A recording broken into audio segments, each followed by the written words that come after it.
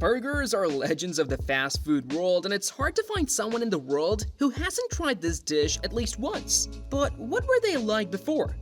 After all, history tells us that they first appeared as early as the 4th century. I will talk about the journey our familiar sesame seed buns and patties have taken to acquire their modern form. And at the end, I'll show you the most extravagant and unusual burgers that exist in the world. The imagination of some chefs is really astonishing. The modern burger was preceded by the grandfather of the sandwich, which, according to historical evidence, was invented in the 18th century by John Montagu, 4th Earl of Sandwich. The Earl was a passionate card player. To avoid interrupting his favorite game for a snack, he asked to be served slices of cold beef placed between 2 pieces of bread right at the gaming table. This invention sparked interest among the nobility but did not become popular due to the high cost of beef, as ordinary people could not afford such luxuries. Ordinary meat became affordable for the general population only towards the end of the 19th century. Then, in New York restaurants, the hamburger steak appeared. It was a large meat patty often laid on a wheat pancake made with milk starter. Some experts claim its recipe was brought by German immigrants from Hamburg. Others believe it was invented by chefs serving ships sailing between Hamburg and New York. And still others claim it was invented by New York snack bar owners to attract German laborers and sailors working in the port. But there is a Russian trace in the creation of the classic burger. In the ancient Roman cookbook Epictetus from the early 4th century, there is a mention of preparing beef according to a special recipe. This dish consisted of beef mixed with pine nuts, blackened green pepper, and white wine. Essentially, it was an early form of hamburger steak. When Kublai Khan, the grandson of Genghis Khan, captured Moscow in the 13th century, his warriors brought with them the recipe for minced horse meat. Later, this dish was named steak Tartar or Tartar beefsteak. German city-states used this recipe, adding capers, onions, and even caviar to the minced meat and sold it on the streets. The first restaurant recipe for steak Tartar is unknown. The first literary mention of this dish was by Jules Verne in 1875 in his famous novel, Michael Strogoff. The similarities between steak Tartar and some German dishes such as lapskus and met are undeniable. The first mentioned hamburger sausage dates back to 1763 and is found in the cookbook The Art of Cookery, Made Plain and Easy by Hannah Glass. Hamburger sausage consisted of minced meat and various spices such as nutmeg, cloves, black pepper, garlic, and salt, and was usually served with whole grain toast. It even sounds appetizing now. Later, patties were made from the sausage meat. The hamburger steak became an integral part of the hamburger sandwich. This product existed in European culinary tradition long before the appearance of the hamburger in the United States. Dishes such as meatloaf, Serbian pleskavica, Arabic kofta, and Swedish meatballs also used minced meat in their preparation, but did not become as widespread subsequently. Soon after appearing in restaurants, hamburger steaks became popular at street stalls too. Stall owners began to offer these dishes at fairs, exhibitions, and busy streets, mainly attracting laborers and passersby.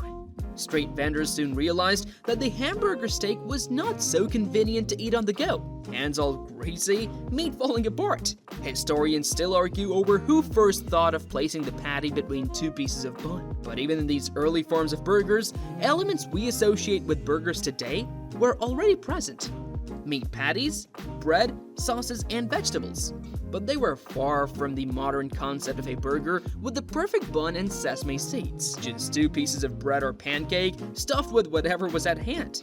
Although the meat was often marinated in wine or beer and then grilled over an open flame, this helped to get rid of the gamey taste that most meat products had back then. Burgers more resembled meat pies than modern cheeseburgers, but over time, they became more recognizable.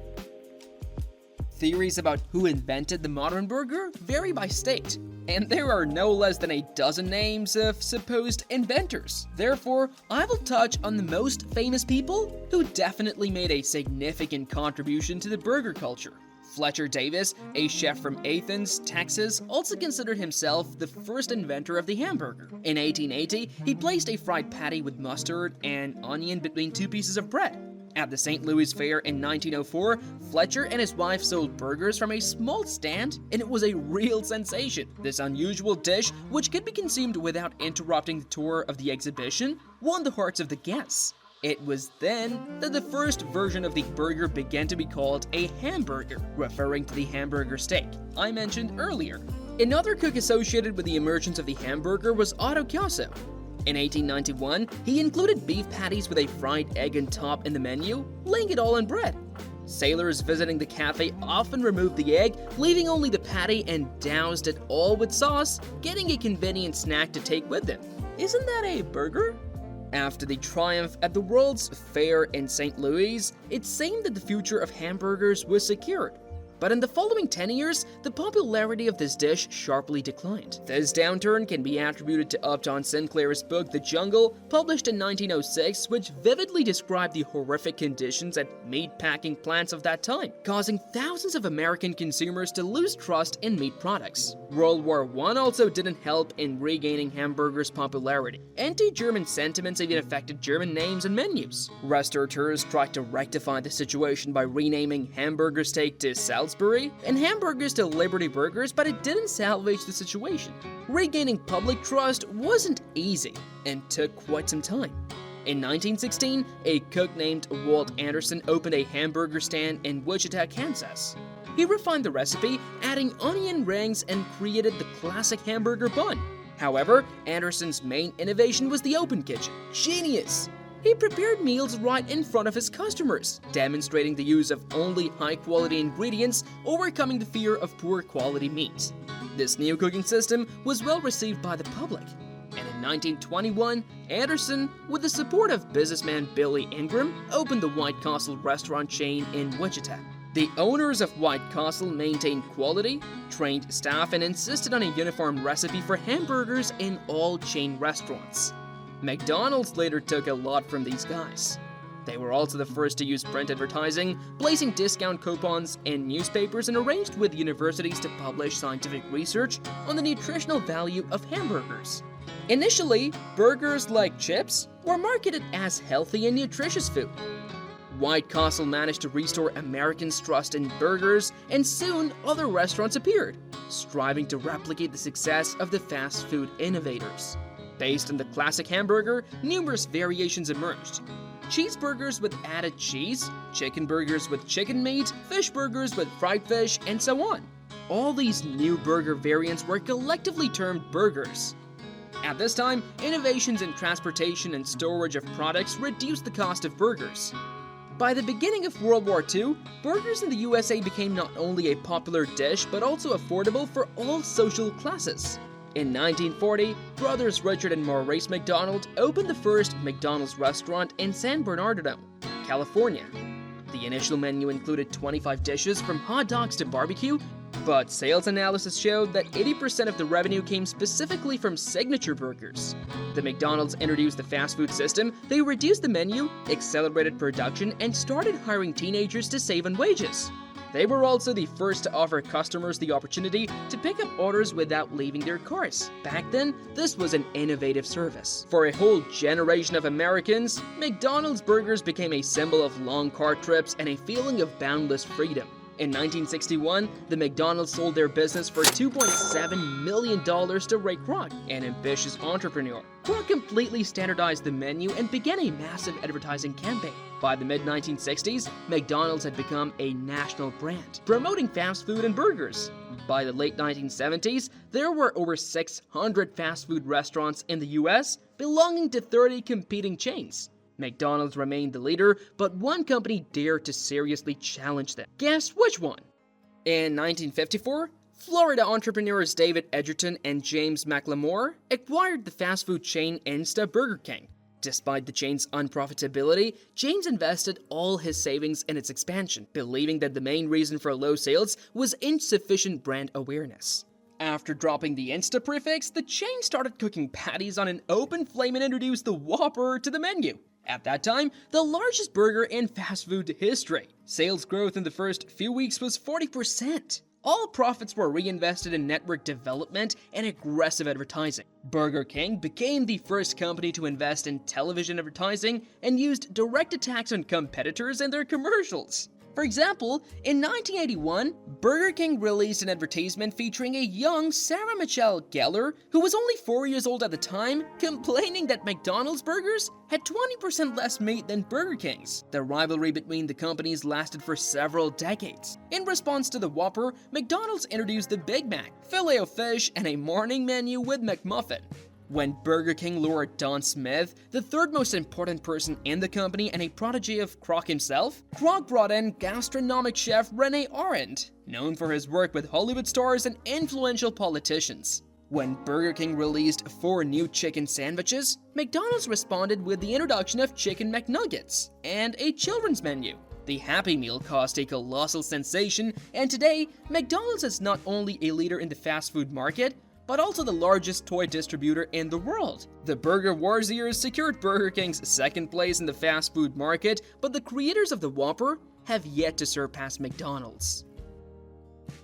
Now, burgers have returned to their roots, becoming a subject of culinary fantasy and a way of self-expression in the kitchen. This dish appears on the menu of almost every bar or restaurant, with chefs competing in the uniqueness and luxury of their burgers. Culinary experiments include marbled beef, rare types of meat marinated in red wine or other beverages, rare mushrooms, foie gras, various truffles, lobsters, and even caviar. These gastronomic masterpieces are served with exquisite types of drinks and even adorned with diamonds on a toothpick. Prices for such culinary masterpieces can reach astronomical sums. For example, the most expensive burger cost almost $6,000. Dutch chef Robert van de Venne assembled it specifically for the Guinness Book of Records. He used a marbled beef patty, edible gold, and a bun with the addition of a drink. Additionally, his creation included beluga caviar and barbecue sauce with Macallan drink. And yet, often just 100 meters from such restaurants with elite burgers, you can easily buy a regular hamburger that will be ready in a minute. The funniest thing is that a burger decorated with gold and precious toothpicks can even lose to its budget counterpart from the same McDonald's. The evolution of burgers didn't stop with just types of meat and various toppings. Modern restaurateurs truly strive to surprise and please sophisticated gourmets. And what's the current demand? Correct, healthy eating and vegetarianism. Therefore, it has become the norm when there's nothing meaty between 2 buns, just vegetables and a plant-based patty. This isn't to mention the race for naturalness of products. Some offer burgers with patties from cattle that freely roamed and fed on the purest alpine grass. Burgers with such meat can't make you gain weight, wrinkles smooth out, and the mute start to speak. Buns have undergone a similar fate, trying to be made from healthy ingredients with low calories and glycemic levels. But it's worth mentioning that healthy burgers are still unable to compete with the classic version. Maybe it's for the best. Well, since I've touched on the topic of unusual burgers, I'd like to show you a few amazing examples. This unusual burger from the French designers of the Fat and Furious Burger project amazes with its originality. It consists of a beheaded and peeled royal shrimps, pistachios, and blue muffin along with ginger cream, cream cheese, and fresh dill. The taste is simply fantastic, fully matching the external appearance of this burger. This gastronomic invention from KFC decided at some point that there is no such thing as too much meat and created the Double Down Burger. What is this wonder? Instead of the usual wheat buns, the fast food chain offered 2 breaded chicken patties. This burger resembles a meat cake rather than a classic burger. But believe me, this is not the strangest variation of this dish. Burger with noodles instead of buns! Recently, the Japanese fast food chain Lotteria introduced a burger with noodles and rice on its menu. It includes ramen noodles, lettuce, white rice, and tofu instead of the usual classic buns. This unusual burger is served with soup and french fries and has a very unconventional taste. As many say, it's an acquired taste. Burgers are an insanely simple, yet delicious dish that can be enjoyed by people of absolutely any wealth. Their evolution was more visual, as the essence always remained the same: a tasty patty between 2 buns. Thanks for watching.